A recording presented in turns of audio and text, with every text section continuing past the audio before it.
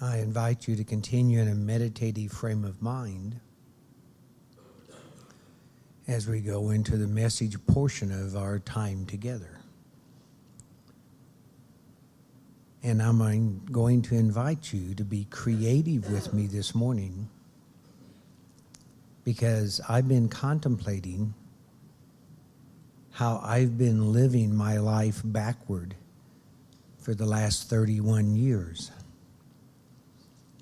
And if you're ripe and you're committed to a spiritual practice, I would invite you to see that you can do this as well. So what I'm inviting you to do is to play with me this morning, because in Christianity they say that if you want to come into the kingdom of heaven, you must come as a child. And what's the qualities of being a child? Innocent, trusting, and vulnerable. And most of us adults have a hard time with innocence, trust, and vulnerability, because all of it seems like a weakness. But if we awaken to our true nature, if we awaken to who we truly are, innocence, trust, and vulnerability becomes our strength. It's a paradox. And to live your life backward, you have to start looking inside first rather than outside. I think most all of us have the same background, that we're born. I assume that's true for each one here. We're growing up, we're going to school, we're being told what to do, and then you get some kind of education or training to be able to make a living.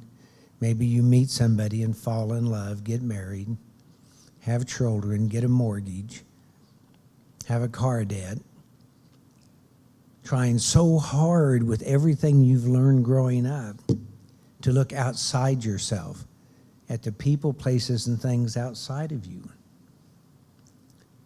And if you're tapping into fear, you may start becoming a very controlling person, either by controlling those things outside of you or withdrawing and giving the world the silent treatment. But whatever it is, we're looking forward. We see age as going forward. When you're 5 years old, you think and act like a 5-year-old, and then a 10-year-old, a 20-year-old, a 30-year-old. And if you stay attached to this human form and you keep trying to go forward, your world starts becoming smaller and smaller.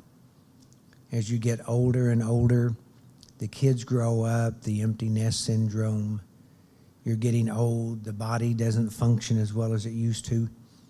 That's a forward-looking way of living your life. And it makes you smaller and smaller and smaller as this body ages, because as you're born, you know this form will die. So how do you find an expanded way to live? And that is to look inside yourself. Practicing meditation, mindfulness, the Noble Eightfold Path, starts showing you a more spacious life. You start acting and doing things in ways that you never planned. For 42 years, grew up, went to school, went to college to figure out what I wanted to do, met a person, got married, had a child and a mortgage, decided I wanted to go back to law school. I was in insurance, went to law school, became a lawyer. And then at age 42, everything that my egoic mind, my going forward had brought me, fell apart in chaos. I couldn't be an attorney anymore. I got divorced after 22 years, alienated from my daughter. But as my spiritual practice began to deepen and I began looking inside and accepting responsibility for this life and seeing that the people, places, and things out here were actually a creation of my own karma. And so in this spiritual practice we're doing, there's a letting go. There's a surrendering that starts opening you up into things you didn't know was possible, into things that will not be on your bucket list. Spirit, as I surrendered, guided me to counsel men in prison. And in these men in prison, I saw myself. Spirit guided me to work in silent unity, praying with people from all over the world. And that was so humbling. That was just amazing to me to be able to pray with people from around the world. Buddhism had shown up for me, and I was meditating. And then Duke invited me to start the Buddhist Center here. And I guarantee you, I never thought of doing something like that. But that's what Spirit brought to me. And then in starting the Buddhist Center, I started leading retreats and teaching Buddhist stuff. And then a woman showed up in my life that has been beyond anything I can imagine. 15 years with this person has become the greatest experience of my life. And all of these things showed up without me going forward, without planning, without grasping after what I wanted, or pushing against what I don't want. The paradox is that the suffering in my life had become a blessing. Things had turned backwards. And now I'm 73, and my world isn't small. It isn't looking back at the illusion of a past that really doesn't exist, or worrying about a future. Rather, it's presenting me with possibilities. As I've surrendered to the identification with form and trying to be somebody important or somebody successful or defining myself by other people, what's happened is there's been a real shift in that the people that are in my life are so caring and loving, because I grew up in a highly dysfunctional family with a lot of emotional pain, physical pain, and it's all gone. One of the things about this practice is that as you look inside, you will begin to see that you have created the world you're experiencing. The people, places, and things in your life are your creation. There's nobody to blame, including yourself. There's nobody to take out anything on. Rather, it's to look inside, and as you purify your own fear and ignorance of who you truly are through the Noble Eightfold Path, you will begin to change how your life is being lived. There's an open-handedness instead of the grasping or pushing. There's an open-handedness that all experiences are held with an open hand, and you find the blessing in every difficulty in your life because karmically you have created it for your own soul's evolution on this journey back to where you came from. So it's a journey back to who you really are. The essence of who you are was never born and never dies. It's a consciousness that creates this universe that you're the center of. And you're responsible for everything in your universe. everything is in perfect balance. When you purify your own fear, your own misunderstanding of who you truly are, you'll start experiencing what's called the Brahma Viharas, the heavenly abodes of love, compassion, joy, and peace. But the love, compassion, joy, and peace that you've been looking for from your ego state, from your human state, it becomes a love, compassion, joy, and peace that's impersonal and selfless. It's something to be discovered as you start living your life backward, opening up to who you are.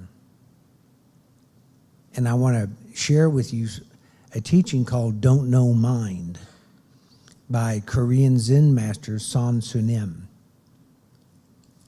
And what he teaches is to go beyond mind, beyond thought, beyond questions, beyond the idea of right and wrong, beyond the conceptualizing and quantifying ever hungry, never satisfied mind. Now that is pure freedom. That is don't know mind. Master Son San says, don't know mind cuts through thinking. It is before thinking. Before thinking, there is no doctor, no patient, also no God, no Buddha, no I, no words, nothing at all. But it's not a nothing, it's a no thing that you move beyond. Because before you created this human form, you were in that place of no thing. You were consciousness that creates a human form for the karmic journey and to learn through your own suffering that you have created for your soul's evolution.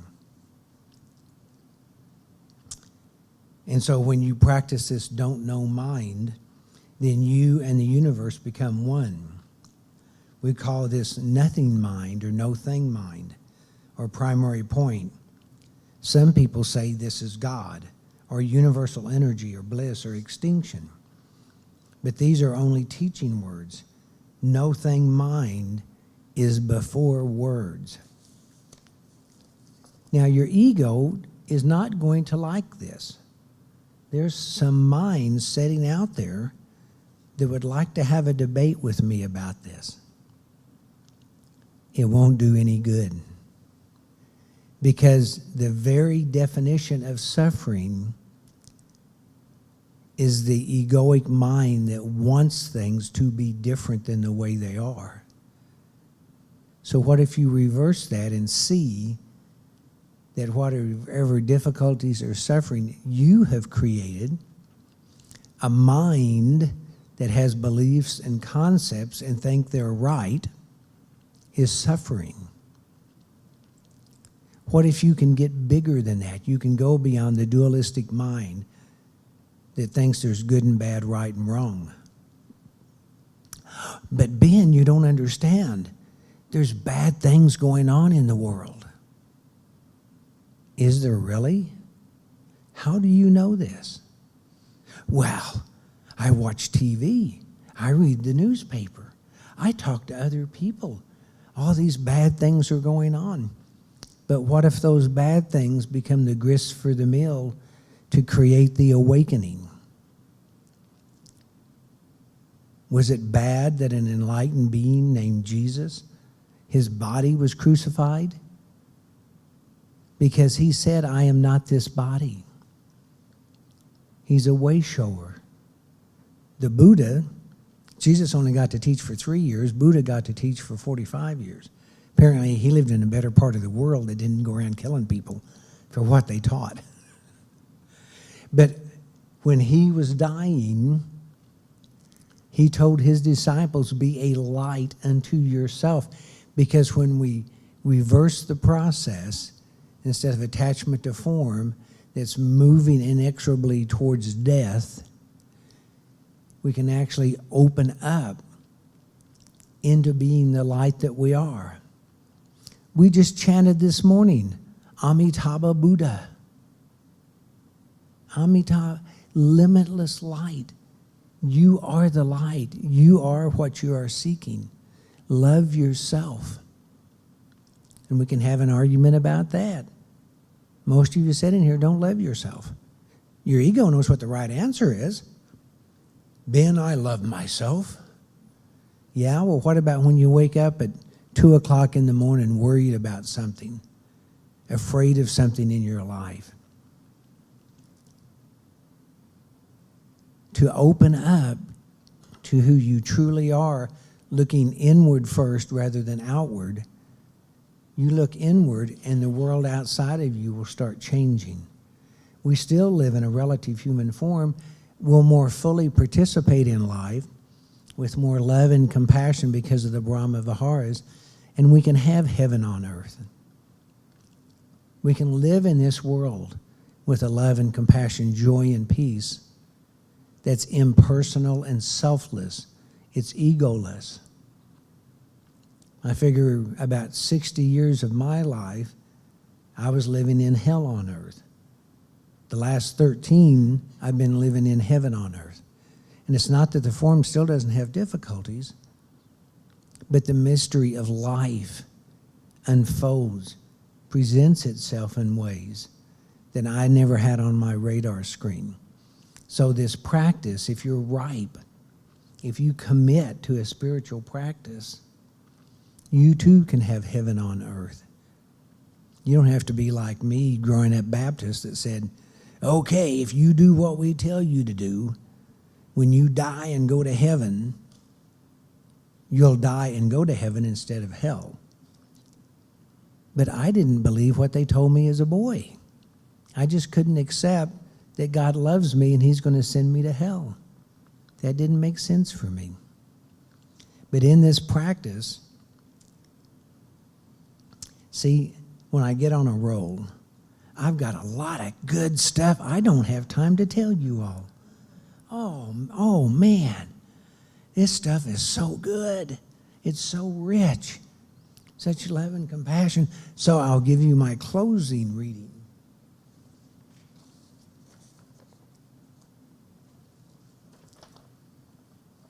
And this is called The Human Root by Korean Zen Master Son San.